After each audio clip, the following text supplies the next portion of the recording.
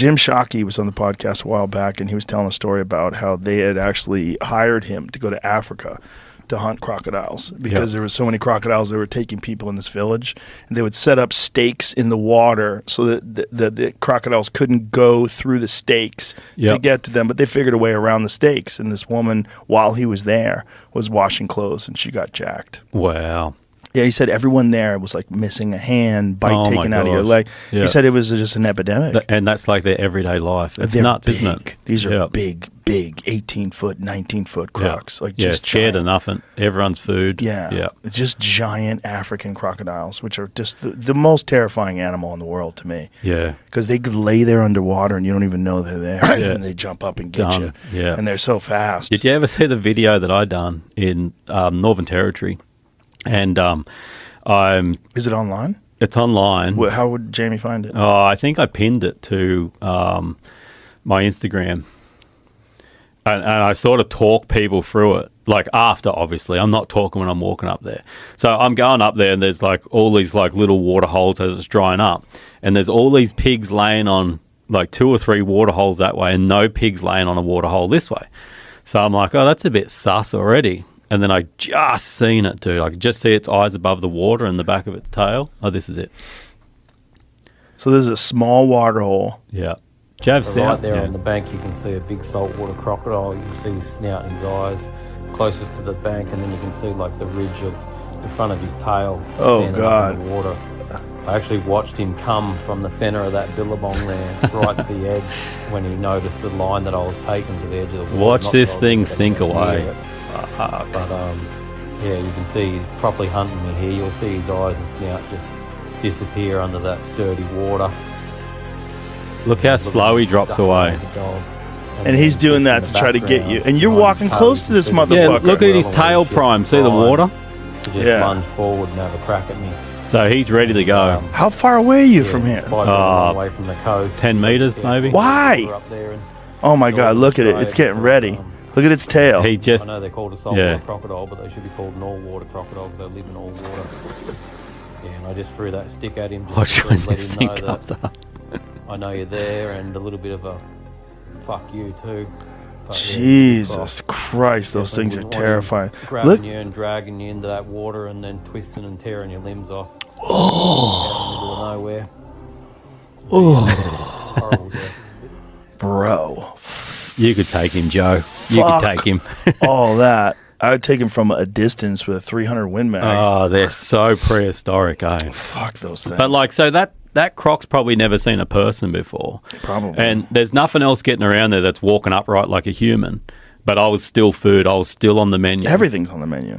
Completely on the menu. Yeah. Whereas if you see a lot of other animals in nature that have never seen a person. You're not on the menu. Well, no, you're so foreign that they just want to get the fuck out of there. Right. And he could have sunk down and turned around and sunk into that water. I would never know that he was there. But instead he's like, fuck, food, sweet. Let's have a crack, you know? Yeah. So, but that seems more common at the moment. And I don't know why, if the population's getting too high, but you used to get around and see like a salty or two every now and then, a saltwater crocodile every now and then. But nearly like hard to find, you know, certain river systems not, but like tucked away water like that. Whereas now it's just like every fucking water hole's got a croc in it. Ugh. So we just bought a property up in the Northern Territory of Australia, and it's got a beautiful big lagoon on it. And Kimmy's like, oh, fuck, that's going to be sweet for swimming. I'm like, that's the wrong state of Australia, you know, because the top of Western Australia and all of Northern Territory and the top of Queensland, that's where the crocs are. Saltwater crocodiles are in that district. And they're deep inland. Yeah, they can be. Yeah. So, and this property that we've purchased is inland as well. But they get pushed in there, like the Northern Territory will have a big wet season. Water will rise, like over the top of the land and everything like that. Water will rise, and those big salties can move into a little water hole where they've never been before. So you might have a property and being like, nah, this water's sweet. And then the next year there's a big salty in there. And they can go for a year without eating. They'd be freaking desperate if they did. Like, you're definitely on the menu if they do that. But, I mean, that's just an extraordinary animal. Yeah. I mean, evolution just has honed those motherfuckers to a razor's edge. Oh, yeah. Yeah, I think I told you about the story where, like, I shoot a big boar pig and like the arrow zips through it, and it just dropped over onto the riverbank. And I walked over there with another arrow just to see if I had to follow it up. And so I walked up, and like I'm at like a meter above it. Anyway, it was just on the side of the water, like not in the water, just on the side of the water. And it was just like in the final stages of its life. And I looked down and put the second arrow away, like it doesn't need another arrow, it's sweet. And I looked down and put the second arrow away and just heard the water erupt. And this big saltwater crocodile come out, grabbed it. I could still see it in slow-mo. Grabbed this pig, like threw it over in the water, and then started swimming away with it. And actually took, and it was a big bore pig, actually took it underwater for like 30, 40 yards, and then come back up with it. And then another big salty was trying to get it off that saltwater crocodile. Now, if that pig was already dead, I would have just jumped straight down the bank, the bank, and I would have been right in the line of fire. Oh, boy. You know, and it's like, that's how quick it happens, dude, you know, and it's just like, they're just sitting there waiting. I had another trip. I love these crocodile stories because they're so fucking hate them. Up. They make my skin crawl. And it was funny because, you know, when you're in society, like back at home, you've got all the different things going on, whether it's bills, kids, you know, just 1,000 things going on, work and stuff like that. And Kimmy really enjoyed that trip because all you had to worry about every day was water, food, where you're going to camp. But with water comes fucking crocodiles because you have to go down and collect the water. Like we're walking 120 kilometres. You can't carry enough water for 120 kilometres. You literally fill it, and it's stinking hot. So you're filling your water bottle up multiple times a day.